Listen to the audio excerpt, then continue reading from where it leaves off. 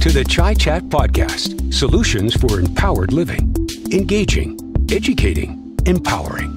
Each week, your hosts Taron Puri, author of Finding the Guru Within, and Steve Harvey, mindset mentor to A-list celebrities and stars, bring a combined expertise of over 6 decades in mentoring, coaching, and inspiring positive solutions to the negatives which keep us stuck and unhappy. With a focus on solutions versus problems, in each episode, they discuss topics relevant to the human condition, which challenge us from moving forward into positive growth and ultimate freedom.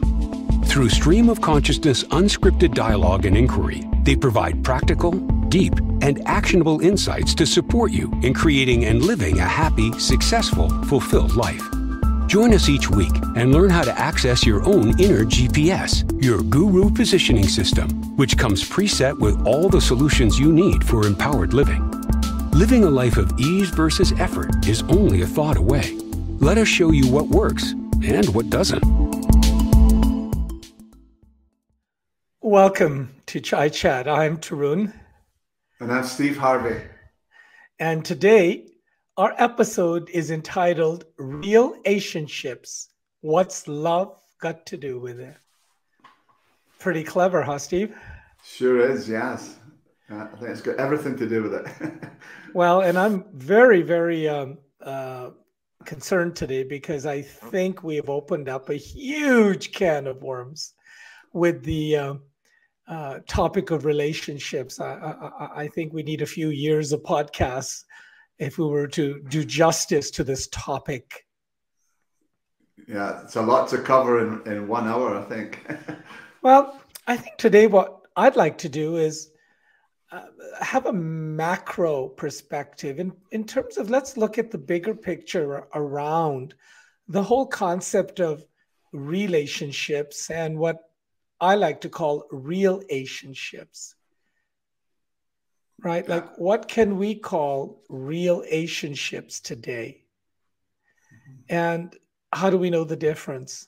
So I think that, when we talk about relationships and what's love got to do with it, that's, I think, a really valid question. And it's a huge topic. We will try to do justice by looking at the macro levels of it and at least open our awareness, maybe shine the light of awareness to a few areas within our thinking that can maybe help us to understand our relationship with ourselves a little bit better, with more clarity, and perhaps start to bring that light of awareness into our relationships so that we can actually transform some of them into real-ationships. So that's kind of what I'd like to understand and learn and share with you on today. And so, where do we start?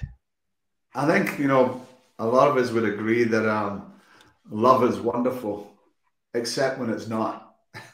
Well, there you go. I think a lot of people spend their whole lives seeking love, trying to hold on to it or trying to go over it.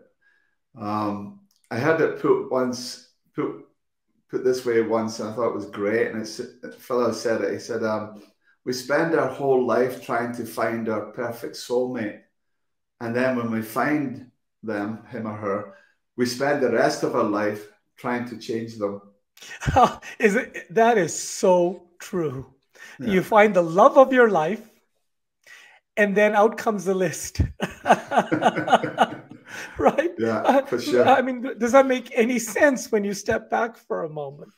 Yeah. Right? And with that whole energy of the commercialization of love, Valentine's, I don't know about you, but I remember in grade 3, it was a very stressful time when Valentine's came. Now you're telling me, well, what does a kid in grade 3 understand about love? Well, I'm not sure what I understood about love, but I knew that the competition was on, the popularity contest was on, because in school they used to, get the kids to write secret Valentine cards for others in the class. So it always ended up being who's going to get the most cards, right? See, right away it became about, oh my gosh, am I really loved, or does anybody care about me, or where do I figure on the totem pole? And so there was anxiety around that, and it wasn't always a positive message. And I think that kind of energy has carried on through life, where we're been trained to look outside of ourselves for our validation, which of course can never be. Yeah. Right. And so it's a very tricky subject. And of course, the other thing that I've recognized over decades of working with clients and couples and business people and families and myself is that we hear the word love and we think we know what it means. But honestly, I don't think any of us really get love. And it has become kind of a throwaway term. It's used rather flippantly at times. And I feel that humanity has sort of lost that context of the sacredness and the power of love. The frequency, because to me, love is life, love is light. I feel that all three of those terms describe the same energy, or they're different facets of the same energy. And that energy is the energy of creator, creation, and the created. So really what I'm saying is, if we were to fast forward to the end of this episode, I'd want to say, hey, people, what don't you get? We are love. And the best simple definition of love that I have ever come across, that it was given to me by a mentor of mine, and I have, I think, written about it in the book too, is that love is the glue that holds the universe together. Love is the glue that holds the universe together. And when I take that under consideration, then my thoughts go to that recognition that any other energy that is disruptive or does not keep the universe together, or is destructive, is not love. Therefore, it must be born of the antithesis of love, which is fear. Does that make sense? Yeah. And I think, speaking about the fear, I think a lot of people stay in relationships because they want something, or because they fear losing something. And when you think about that, that's a little scary, because those are recipes for discontent, frustration, conflict, struggle, projection. Okay. Yeah. That my insecurity leading to needing security. So that's true. Then what's love got to do with it? Yeah. Which, by the way, I mean, we love that title, and we've always loved the song by Tina Turner. And I took a quick look, by the way, at the lyrics. Most people know a song and you hum along with it, and you don't necessarily know the lyrics. And within the first paragraph, Tina Turner very clearly says, who needs a heart when a heart can be broken? And I thought, what a powerful statement. Because how often do we work with individuals who claim to have had their heart broken? Yeah. And they go into victim, and they go into pain, and they go into grief. And how often have I had to invite them to recognize that their heart is their heart. It can never be broken. And actually it can never even be given away. And anyways, what are you going to do with my heart? I'm going to give you my heart, Steve. So what good is it to you? Think of the concept. Well, I gave you my heart and you broke it. How ridiculous when you think about it. My heart is my heart. It's meant to be serving me? And why would I be giving it away? See, the whole concept that somehow I need to give my power away, I need to give away my sovereignty over my heart in order to have acceptance, in order to belong, in order to be loved. That somehow I have to sacrifice. And isn't that interesting, the word sacrifice? Because sacri and it comes right from the core Latin word is having to do with the heart, sacred. Yeah. And what I learned over the years is that our heart is our own, and it's meant to be our own, and it's meant to be fully embraced. And it's to be really owned and celebrated and loved. You know, I'm talking self-love here. And when I'm in that place of self-love, the beautiful thing is then I get to share that with you. What do you think is the biggest error in judgment in human consciousness people make in that context? Well, I think, you know, there's a big difference between self-love and romantic love. And, you know, and romantic love is really about that story of how we believe we need another person to complete us. Yes. And I think that's absolutely bonkers. You know, my experience is that I need no one to complete me. And as soon as I realized that, everyone completes me.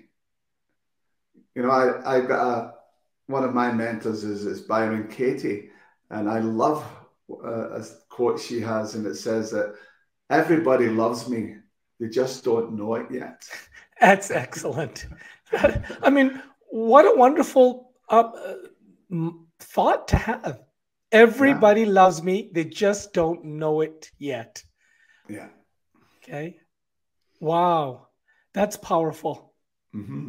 It's really powerful. And what you've just said, by the way, I resonate fully. How often do I have to remind myself, let alone clients and friends and family, that your heart is whole and complete within itself. And therefore, there is no way, even if you wanted to, could you complete me, because I'm already whole. I'm already complete. You can complement me. Exactly. You know, you can, I'd love to share what's in my heart with you and have you share what's in your heart with me. And I can grow through that, and I can become richer, and I can pick up nuances and hues and experience the joy of two whole hearts playing, as opposed to somehow there's chunks missing, there's pieces broken, it's damaged, it needs surgery, it's just not right. And I come along and I put the requirement on you to make it right. And that, to me, is the core of so much of the strife that we have. Yes, in intimate relationships, but it's no difference in business relationships. Yes, exactly. It's no difference in organization. It's no difference in rock bands. It's no different, like, because think about it, wherever you go, there you are. So if I am running my pattern a certain way in the home, if I'm a nurturing, kind, compassionate, thoughtful person who is focused on giving and being there, well, that's going to go to work with me. That's going to go down the street with me. That's going to go everywhere with me in maybe a different context, right? Yeah. Maybe a different degree. But ultimately, we're quite consistent wherever we are. And so, isn't it wonderful knowing that if there's a misalignment in my thinking, if there is a mistake in my perception, when I look into that, our friend, the mirror, right? When we look into that mirror, and we need to ask ourselves those questions, right? Do I love myself? And what does that mean anyways? Right. Do I even know what love feels like? Would I be able to identify it if it walked in the door? Or is it my idea or concept of love that I have picked up along the way? If you love me, you will then fill in the blank, Right. There you go. You're talking now conditions.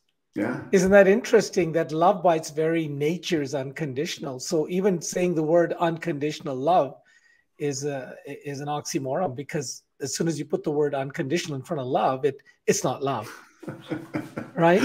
Yeah. I want your unconditional love. Well, Good either you luck want with my that love, one. right? Yeah, either you want love or not. But the minute you put the condition on the thing, then it becomes something else. So, Oh, the minute you put "I want love," that's when it starts. oh, you're right. That's very true. Oh my gosh, talk about that a little bit. Well, again, anytime we think love is out there, there's something that we have to get. That's the start of the suffering, so to speak, Mm-hmm. because we're not aware of the fact that all we are is love. You know, it's not something we have to get. Love is not a doing. It's who we are. It's a state of being. And who are you being right now when you feel you need to get love? You know? Or in that context, if I can, what just came to my mind was, therefore, it's kind of a silly idea to think that we can make love.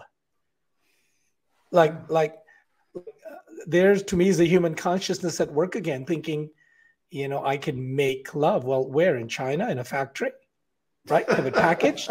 Hey, there's a business idea for us. Hey, we can have some love made, and I'm sure people would love to make love, and we can just package it and have it shipped out. I mean, the idea of make love to me has never made sense. To me, it's really about very much like our other episode on opening. It's, can I open to love?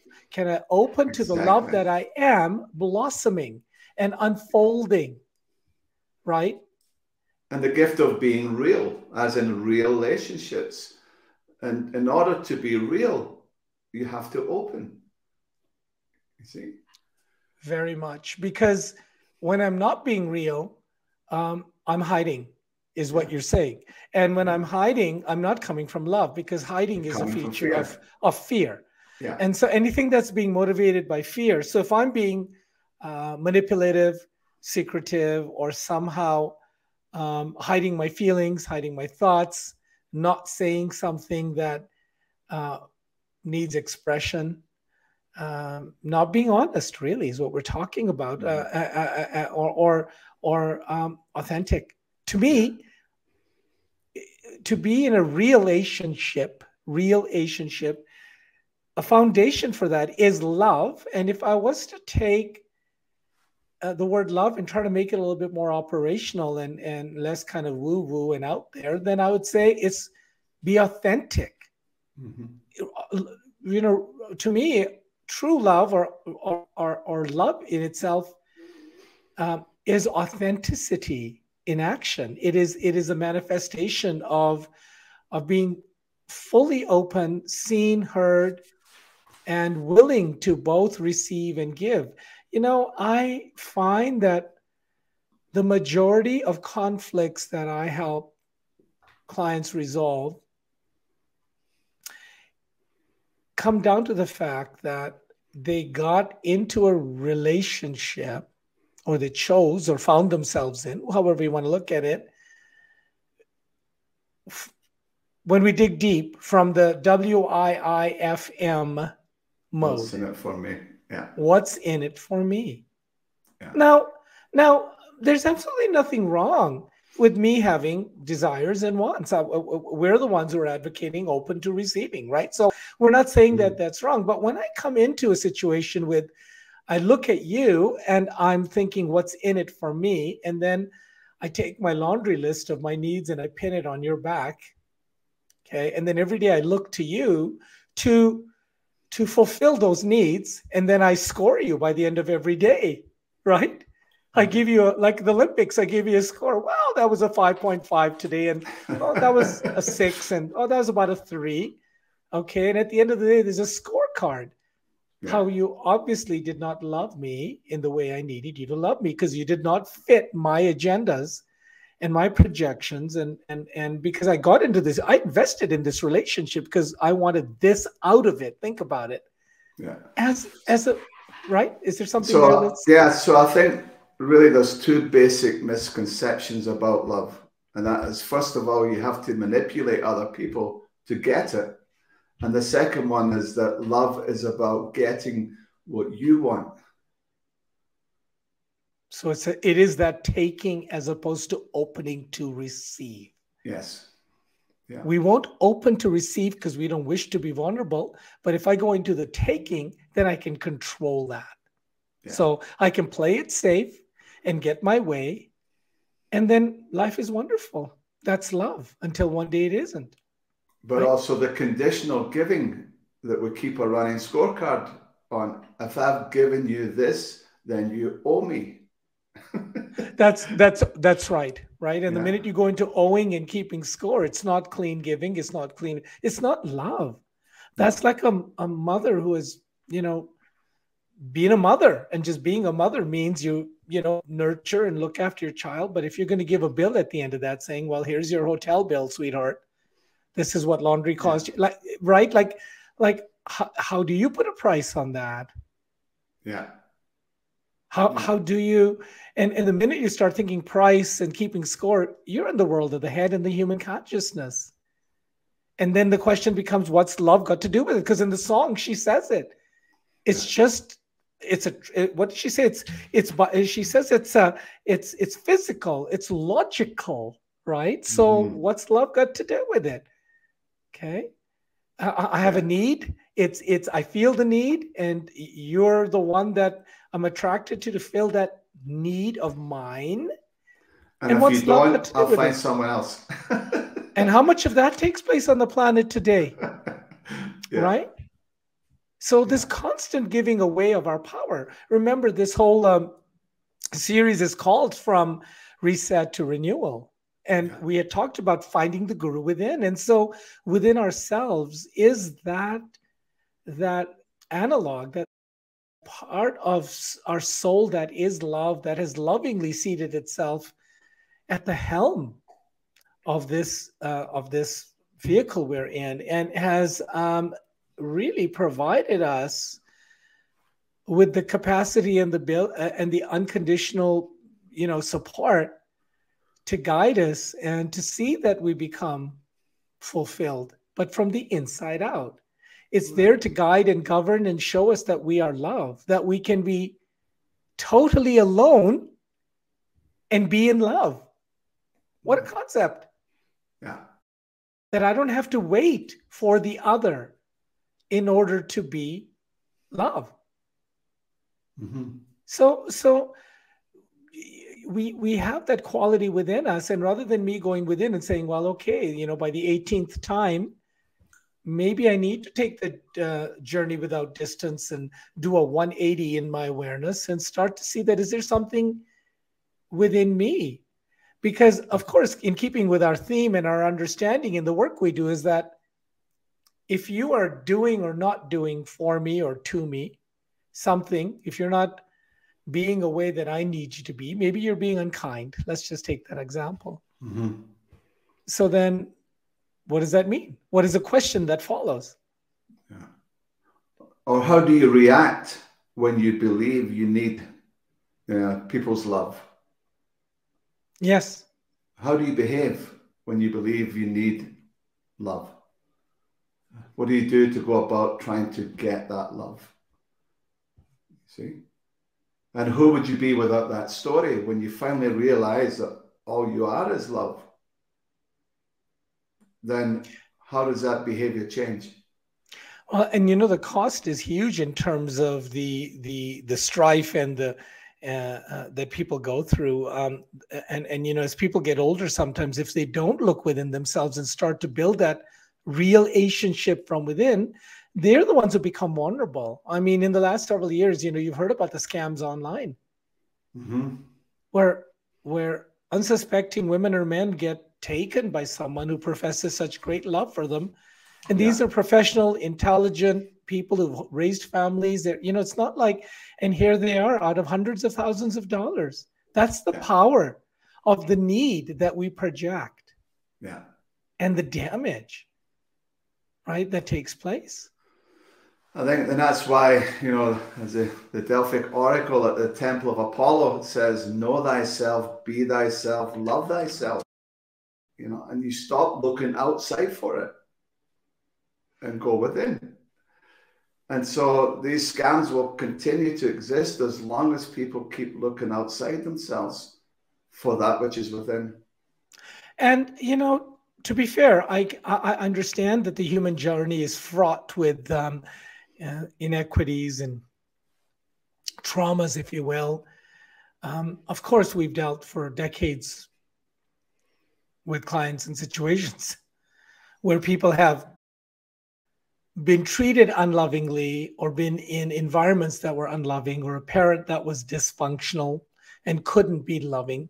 Okay, so even looking at it from that point of view, to me, it has been critical to acknowledge the journey and then help a person recognize that in that moment of acknowledging that journey, they can collapse the story, and that they can, at that moment, choose to love themselves. Right. Yeah. And the quality of those relationships is very much based on the stories we tell ourselves. That's a great line also. You see? And that's why I love the Ayurvedic definition of relationship says that, you know, all life is relationship. Relationship with the self, with your body, with one another, with the cosmos, and with your higher power. And the quality of those relationships is very much based on the stories we tell ourselves. And so, getting back to what you just said about being able to collapse that story is integral to living a truly happy and content life. Well, literally, years of suffering can be literally released. It doesn't have to take years to let go of years of suffering. No. A few moments of recognition and a willingness to say, because, you know, over the years, you know, that our story becomes our identity, becomes our badge of honor. It's what we wear on the chest. Yeah. Right? You know how many people celebrate being a survivor, and they just 5 years a survivor and 10 years and 15 years. And I say to them, well, I'm just so glad you survived, but how long do you want to keep on being a survivor? Would you like to shift now, going from survivor to thriver? Because if you do, then you want to put that story to rest and create the life that you want to live, the one where you are your best friend, you are your best lover. You know, how would you know whether you loved yourself or not? How would you know? What would that look like? We tend to think our addictions are those, right? That, yeah, you know, that the extra pint of ice cream is actually self-love. Yeah, right? Yeah. I think, you know, you love yourself when you're in a state of peace, when you realize you're not thrown around in the ocean of worrying what other people think about you. That you're living according to your own hierarchy of values. Let's put it that way. Because I think every human being around the world inherently lives a life according to a set of values. What's most important, second most important, third most important, and so on. And when it comes to relationships, you know, there's really only three kinds of relationships. There's a careful relationship, which is when you're trying to live your life according to someone else's hierarchy of values. You're walking on eggshells. You're afraid to rock the boat. Then there's a careless relationship, and that's when you care less about them. It's all about you. It's all about getting what you want. I've seen a few of those. Yeah, none of them work. But the one that keeps the ring on the finger is called the caring relationship. Oh, I like that. You see? The caring relationship, caring. And as Stephen Covey said, you know, seek first to understand, then be understood.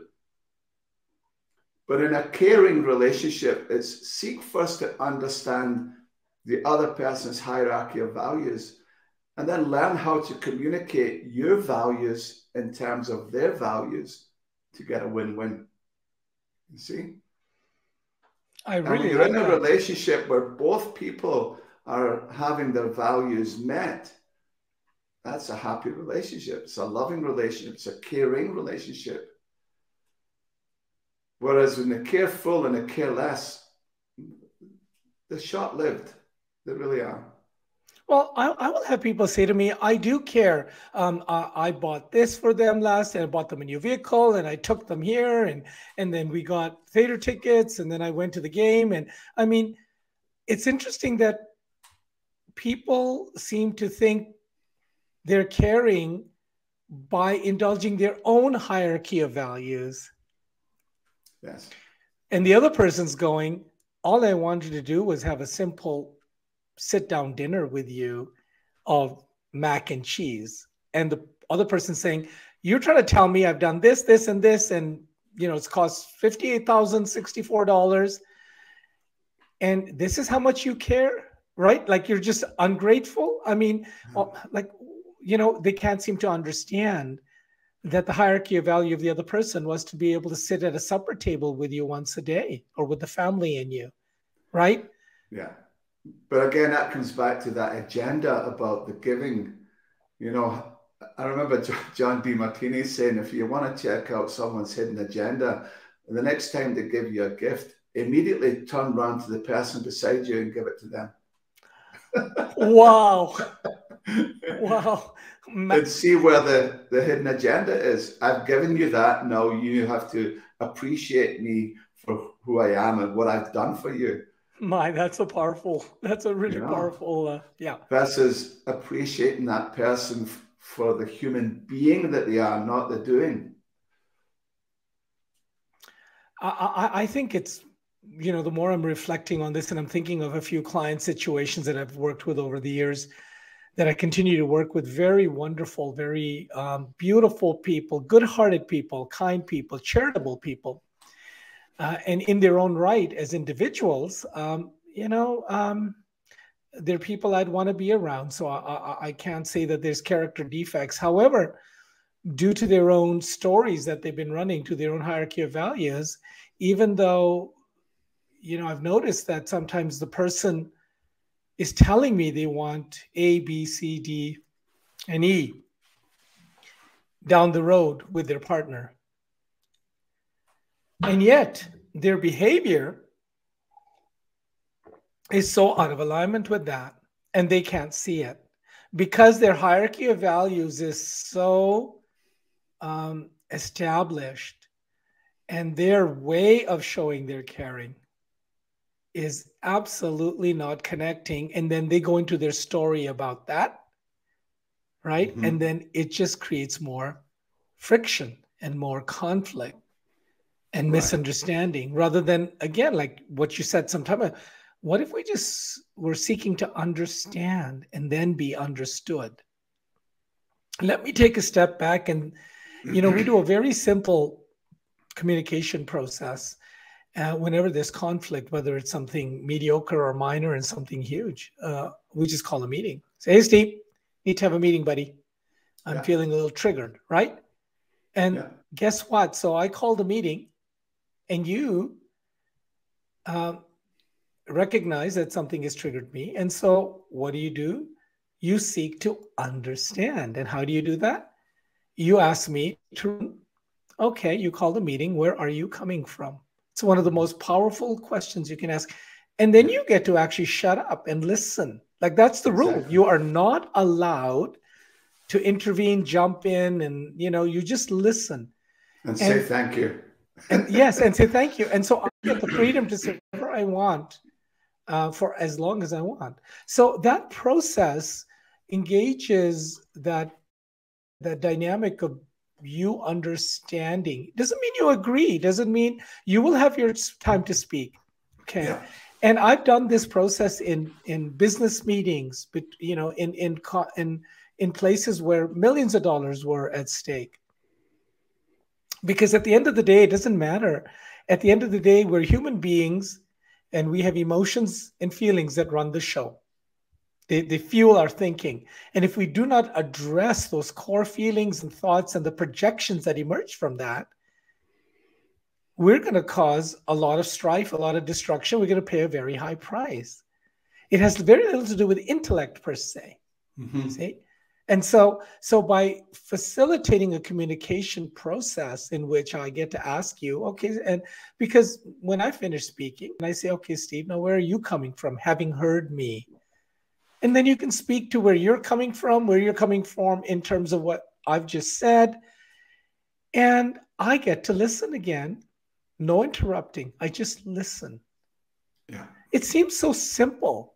Right? And all of this seems, in a sense, when we speak about this, we're thinking, oh, come on, this is so simple. And yet, I don't know about you, but my roster has been quite full with clients, with relationship dynamics, whether it's with a mother or a family or a son or daughter or brother, sister, or husband or wife or business partners. I mean, yes, you're right. The universe was designed for relationships. I think there's enough real estate in the universe. If we were meant to be on our own, I think there's enough little, rocks out there that we could have had our own little rock, and we could have just been placed on that rock, and we could have continued, life.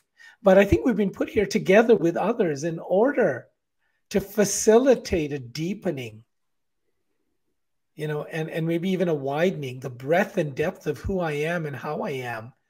And as an opportunity for us to practice giving. Yeah. All of nature, all of life is constantly giving unconditionally.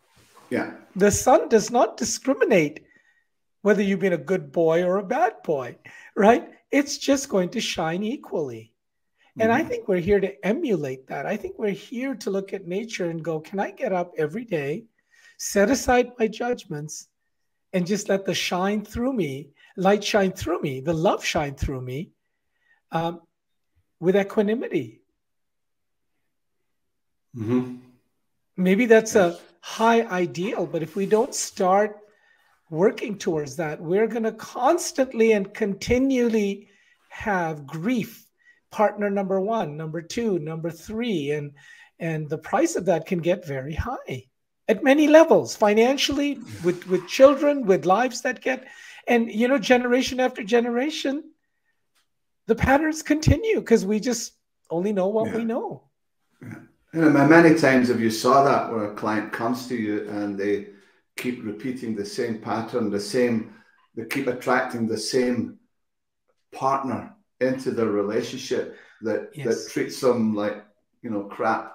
And they keep thinking that it's, their friends will say to them, and they mean well, but the friends will say to them, I feel so sorry for her. She keeps attracting these deadbeats into her life.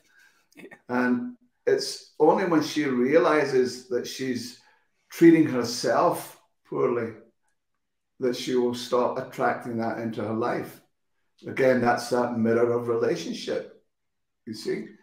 And so I think, it comes back to that self-love again and again and again, that you don't need anyone out there to complete you, that who you are is complete, whole, and perfect until the story comes along.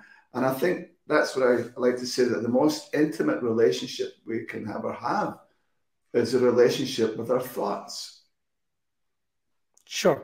Our thoughts, ourselves in that sense. And without that, how can you give what you don't have? Right. And it's unfortunate that regardless of status, financially, I mean, I've worked like you with some very, very, very accomplished and famous and rich people, right? And is the story any different there? No. It's usually sometimes even more amplified, isn't it? Because somehow I have the ability to create the distractions rather than do the work. And it is work in the sense that we're learning to change the pattern, or let me put it another way, the frequency.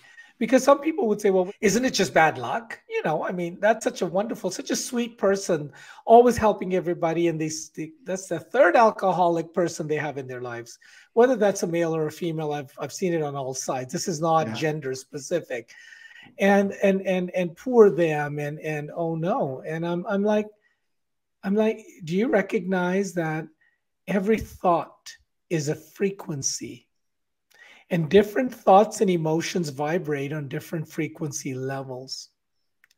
And if I'm running self-devaluation, if I'm a self-critical person, if I am, let me put it another way, critical of the self, if I am running, I'm never good enough, or poor me, or I know there's something really wrong with me, but I hope somebody doesn't see that, or whatever, you know, line that I have running, that's a frequency. It's a broadcast. And I am broadcasting that out there. And how can it not but attract the very thing? I mean, a frequency in basic physics is if I turn the radio dial to a certain frequency, guess what? That's the channel I get. It's a law of attraction. There you go. You cannot attract anything different because frequency and vibration determines what you put out is exactly where the connect will be on the other side. Okay. So essentially, if I can have people understand that when they change their thinking, when they consciously make a decision to sit down, look in the mirror, and start practicing self-love, even though they don't believe it in the beginning, when they start to shift the frequency and slowly but surely start to chunk it down and do small things that begin to change, like we say, the story, we're changing the thought. And when we're changing the thought, we're changing the frequency. And when we change the frequency, the universe begins to mirror back. And only because that's all it can do, it doesn't just play favorites. It starts mirroring back the new thought forms. And life changes. Now, the big question always is, okay, Taron, I'm in, but I want to know how much time that's going to take so I can put it on my calendar. Because somehow, you know, of course, the ego wants to jump in and make it happen in my time. See? And if I had that answer, I'd be charging a lot more. Right? If I could give you the 6 sessions and one little meditation session afterwards, and a certain standing on your head and turning 6 times, and there you are. Wow, that would be great. But I don't know about you, but every day I still chip away at it. Every day. This is the world of human consciousness. We're living in a world that is not a natural place for unconditional being of naturally giving. But we're here, if I may put it this way, to experience how to manifest my soul consciousness, which is unconditional, which is already complete, which has everything. And it is so rich that the more it gives away, the richer it becomes.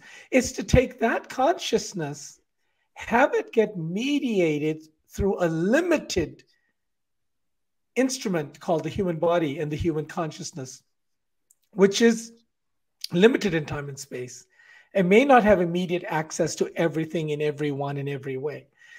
The challenge is, can I manifest that consciousness of who I truly am through this limited instrument? To me, that truly is the challenge.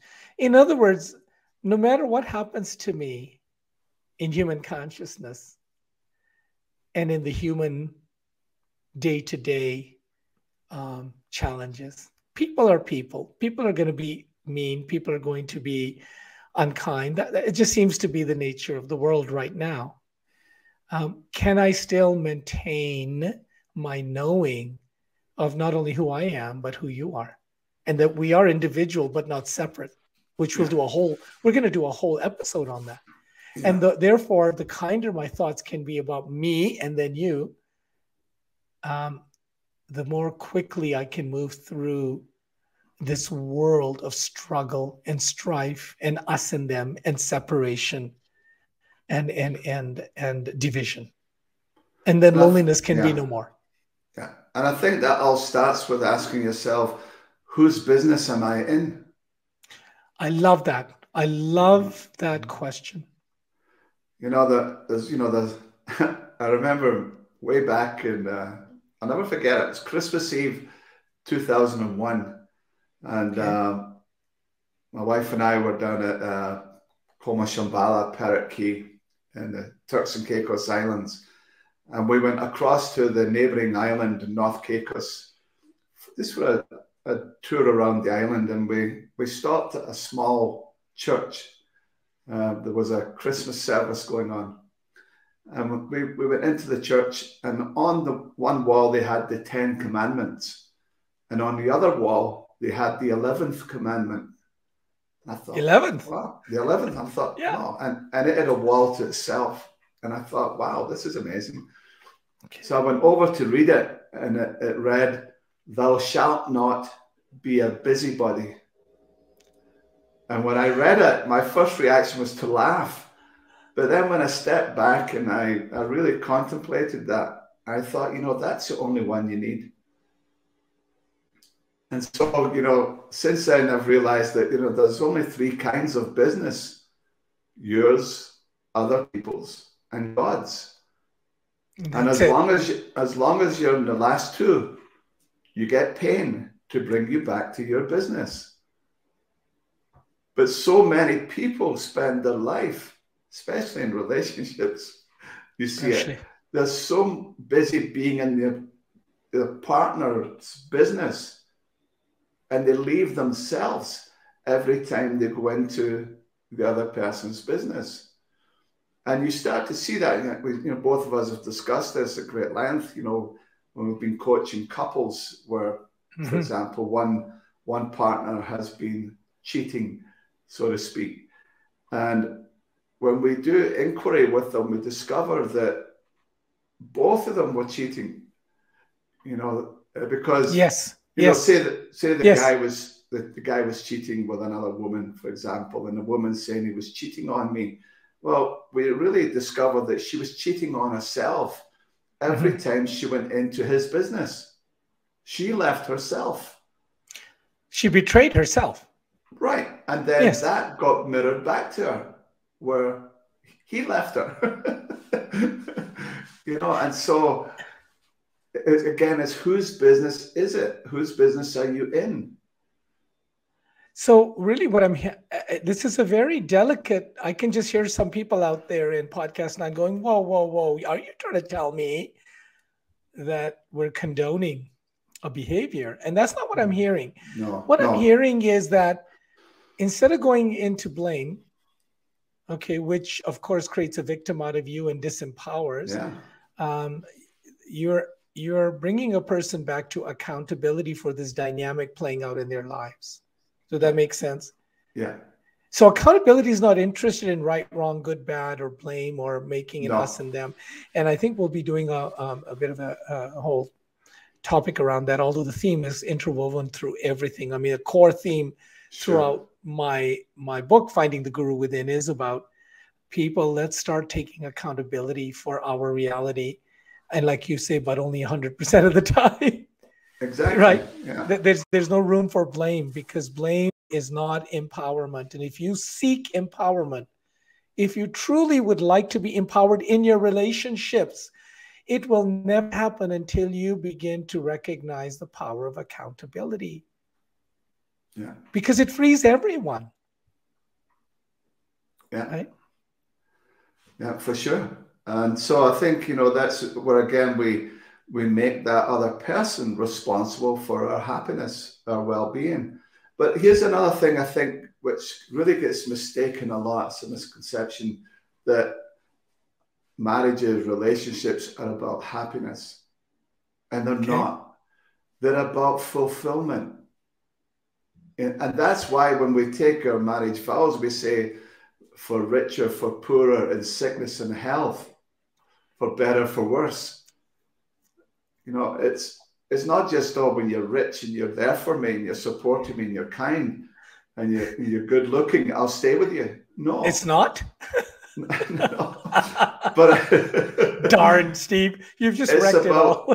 Yeah, it's about really both sides of the coin and realizing that, but also realizing that you do not need someone else to complete you. That is the core here. So you're talking the yin and the yang here. You're talking that they come together as a whole, and they cannot be separated out. Just like you were saying, you're always looking for the benefit, and you do anything not to acknowledge the drawback, and yet it's a package deal.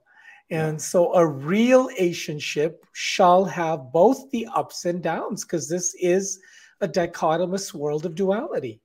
Yeah. It's, can you stay centered in the midst of that, which is the middle way that the Buddhist teachings talk about. Yeah. Because, you know, in the story of the Buddha tried both extremes, total denial, self-denial, you know, and suffering. And of course, he came from a world of being a prince. And so there wasn't anything that was denied at all. And his recognition in both of those was that they are a trap. And so can we not look to our relationships to be, I guess, the answer to that which we feel is so missing within us? However, I would love to look at a relationship, whether it's a best friend. I mean, it can be a friend, it can be a brother, it can be a sister. Like, let's not get caught up in this very Western idea of, you know, what a relationship has to be and can only be, right? Sometimes I think some people are so whole with themselves that they're quite content moving through life and watching everybody else have the divorces and the alimony payments, you know, and they're just laughing. They're just laughing because look how high the cost is. Yeah. Okay. Let alone the emotional damage and the karma. We haven't even gone there yet. Okay. And sometimes karmically we are compelled.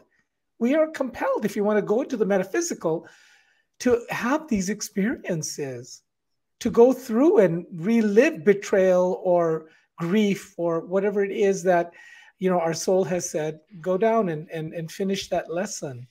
And if we can even have that context behind it, the solution still lies within us. It still means that I can look at you not as my tormentor, but somebody who has given me the opportunity. Like in a movie, you know, when somebody plays the bad guy, oh, I hate him. I just hate him. And I mean, oh, I just want to go and strangle them. And I'm a sweet, loving person. But man, when they play the bad guy, they've got me convinced that they are the most evil on the person. And yet they're playing that role. And can you imagine what it would take for them to play that role, right? Yeah. Okay, so what if you came into my life and you played that role, and instead of blaming you, I acknowledged you for playing that role so that I could look at the bad guy inside of me that keeps on beating me up every day, and I could make peace with that, right? That somehow I could find a place of resolution, which is resolution, and begin to recognize that when I do that, then suddenly the bad guys in my life start to disappear. They become your teachers. Exactly. There's a whole area of Buddhism, actually, and it was a book I read many years ago, it's just coming to mind, and I thought it was a fascinating title, and it was written by a woman from the West who became the highest-ranking Tibetan monk for the female order. It was an amazing book, and it was called Loving Our Demons. Loving Our Demons. Like, what a great title. And it took you into this very thing we're talking about. Okay. Can we invite them in and invite them, you know, to come in and have a seat and, you know, would they like tea or coffee? Join us at the table. So if you don't have a petty tyrant in your life, go get one. There you go. There you go. Right? Yeah. Because it is through that friction and it is through that dynamic, just like some people actually go on purpose, you know, and to this place called the gym, and they put themselves through pain and suffering on purpose. I know this is shocking. They actually do these terrible things to themselves in order to be stronger and more flexible and more agile and healthier. Can you believe that? I mean, right? And I don't know. It's just a concept to me. I mean, I don't understand it, but I mean, think about it. So it doesn't mean, again, we keep on saying that when we explore the concept of acceptance in an upcoming episode, you're going to learn that acceptance is just acceptance. It's not condoning, it's not liking, it's not hating, it's just acceptance. So I would really like our friends out there to kind of do an awareness reframe, a 180 around what they've ever thought love was. What not only did they understand love to be, or do they understand love to be, but when they look at themselves, are they able to honestly answer that when they look at themselves, do they see or feel love? And if not, what do they see? Mm-hmm. Okay. And I think these things are very important. And asking themselves, are they open to receiving love? I'm not talking about wanting it, because we all want it. Yeah. Right. And this is where that whole concept of self-worth comes in, which we say over and over again, that self-worth is your birthright. It's part of who you are. Self-worth, the material that self-worth is manufactured from, is love. So it can never be denigrated. It can never be diluted. It can be never taken away. And yet somehow our egos, there's the word, have convinced us that we're not worthy. Okay. And so I'm looking for my worth anywhere but from within. And it's not that it's not there. It's just that I've convinced myself. It's my story about myself, in other words. And so it patiently waits there in the chamber of the inner guru, saying, I am love. Just in my being is my worth. Just in my creation is my worth. Are you trying to tell me that I, as a creation of God, of the universe, is somehow deficient? Now, if that isn't blasphemy, I don't know what is, right? Like, I mean, when you look at it from that way, how can I be anything but?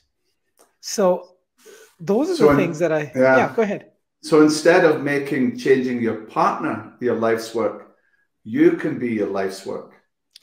100%. And you can learn to partner with yourself. That's what finding the guru within is. Not to get confused again by words. It's just that there's a all-knowing, all-loving part of you that is and will always be there. It will never abandon you. You will abandon it, and you have abandoned it, because the bright lights and the music have taken your senses outside of you. Your senses have ended up distracting you and making you think that this phenomenal world, this world that's created around us, a stage show, is real. And at one level, as I talk about in chapter 4 of my book on Maya, it is real at one level, but it's what we call the fact of the illusion. Mm-hmm. Okay. All there is love and gratitude. Everything else is an illusion. Thank you. Right. And so once I can begin to be willing to entertain the thought that all that there is love and gratitude and everything else is illusion, no matter how real it feels, and I'm not taking that away from anyone, you will feel the pain begin to dissipate, because the pain is simply telling me that I'm out of alignment, that I'm off course. It's not there to punish me. It's just like a warning light in the car. I shouldn't be getting upset when it comes on, because it's warning me that you're out of alignment. Go get an alignment done. So why should I take it personally that there's a light that's gone on? Therefore, when there's pain, I just stop and I say, wait a minute here. I've been moving in a certain trajectory, physically, mentally, emotionally, spiritually, and I think something's gone out of alignment. So what do I need to do to get back in alignment? Okay. And then I can blame everything and everyone else. Well, it's the road, it's a fault of the road and the potholes, and it's the engineers, and it's the season, it's winter. And I can give you all the reasons, right? That why I may have gone out of alignment. Okay. Or it's because I've had to, do everything for everyone all the time. And of course it's going to go on. I mean, those might be contributing factors, but at the end of the day, the vehicle has gone out of alignment, Taron. So recognize that, go inside and get whatever needs done inside to realign. And when it realigns, the ride becomes beautiful again. See, it becomes safe. It becomes comfortable, peaceful, calm, enjoyable. And isn't that what we're all looking for? And to me, it is so close. It's as close to you as your shadow, the peace that you're seeking, the love that you're seeking. It's all around us. It's all within us. Mm-hmm. We're just not here to receive it because we have put out our version of what conditions it has to meet in order for me to feel that somehow it's real. And again, I heard a beautiful story once. I heard Wayne Dyer speak. Okay. And he shared the story about, you come home at night and you throw your keys in the living room and you're going out later on, so you go upstairs for a nap. And then you wake up later on and the house is in total darkness. You come downstairs and you can't find your keys. But you have to look outside the front window and you see the street lamps on out there. So you go outside by the street lamp and you look around for your keys. And along comes your neighbor 5 minutes later and he says, "What have you lost?" And you say, "Oh, I've lost my keys." So then the neighbor spends a few minutes looking with you. Finally, the neighbor turns to you and says, "Well, where did you last see them?" And you say, "In the living room." And they say, "Well, what the heck are you doing out here?" And you say, "Well, the light's on out here." But isn't that what we do all the time? We keep looking outside for that which is within. Very much. And that light can look so legitimate and be so distracting, right? Yeah. But you're right. I mean, it was right there, right under your nose all the time. Okay. Yeah. So it's a great story, Steve. I think that, there is so much to talk about here. I'm sure we'll be doing many follow-up episodes. We're looking forward to the stories and the questions and the comments and the suggestions that are going to come from our friends out in podcast land on this topic, from which we can perhaps even arrange some town halls or live call-ins or something that will give us an opportunity to address some of these dynamics. But so when we talk here about real-ationships, I mean, I love the play on words, but what is a real-ationship as opposed to one that is an imposter or a fake, right? Relationship? To me, really, the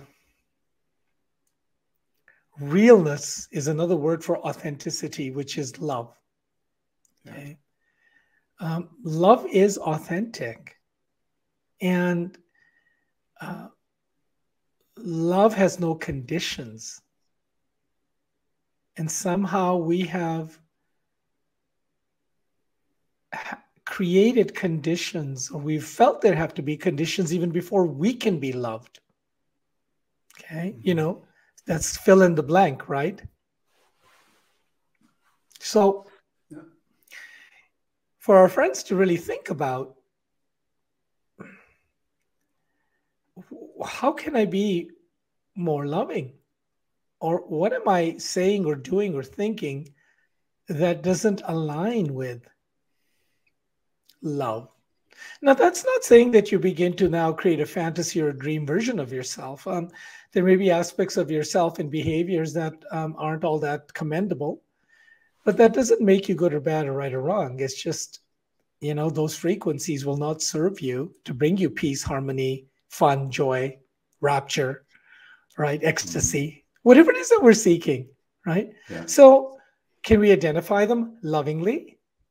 And can we begin the job of renovation, which when we're going from reset to renewal, we're going through a renovation of sorts. Renovate.